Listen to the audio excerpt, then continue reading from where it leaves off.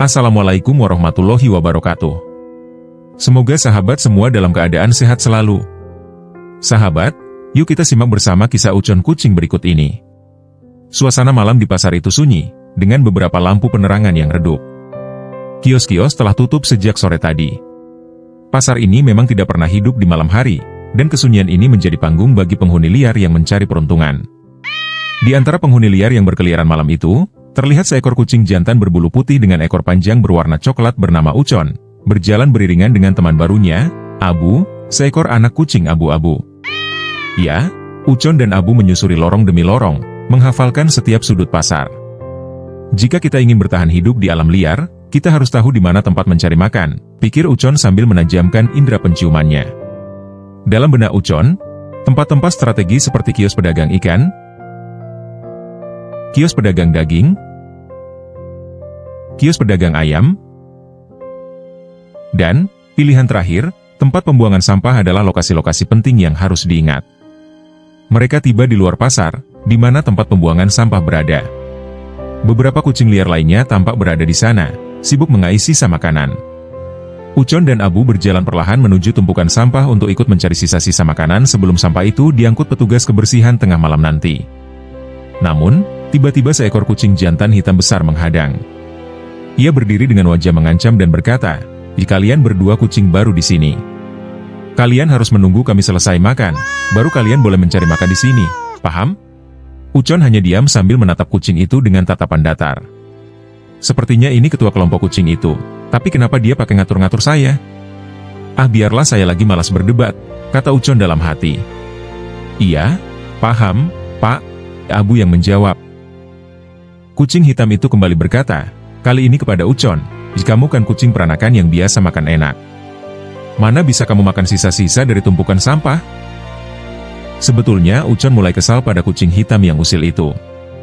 Namun ia diam saja, sebagai pendatang baru ia tidak mau bermasalah dengan kucing lainnya. Dan perkataan kucing hitam itu membuatnya kembali teringat akan tempat tinggalnya yang nyaman dulu.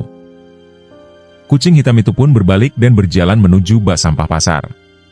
Setelah kelompok kucing liar itu pergi, Ucon dan Abu pun mencari sesuatu yang bisa dimakan. Beruntung, mereka menemukan beberapa potongan makanan yang cukup untuk mengisi perut mereka malam itu. Setelah merasa cukup, mereka kembali masuk ke dalam pasar. Di salah satu lorong pasar, Ucon tiba-tiba menangkap bayangan gelap di depan kios sembako, tetapi ia tidak bisa melihat jelas apa itu. Dengan langkah pelan, ia mendekati sumber bayangan itu. Namun, yang ia temukan hanyalah tumpukan kardus kosong. Saat ia sedang mengamati tumpukan kardus tersebut, sebuah sosok dengan gerakan cepat muncul dari balik tumpukan. Seekor tikus besar meloncat keluar, menghadap Ucon dengan tatapan tajam. Ucon terkejut, jantungnya berdegup kencang. Ia menatap tikus besar di hadapannya. Tikus itu hampir sebesar dirinya, dengan gigi yang mencuat menyeramkan. Ucon terdiam, kaget sekaligus takjub. Baru kali ini ia melihat tikus sebesar itu. Ucon mundur perlahan, mencoba menghindari konfrontasi. Bukannya takut, tetapi ia tidak mau berurusan dengan tikus besar yang kotor dan bau itu, kecuali terpaksa, pikir Ucon. Namun, tikus besar itu punya pikiran berbeda.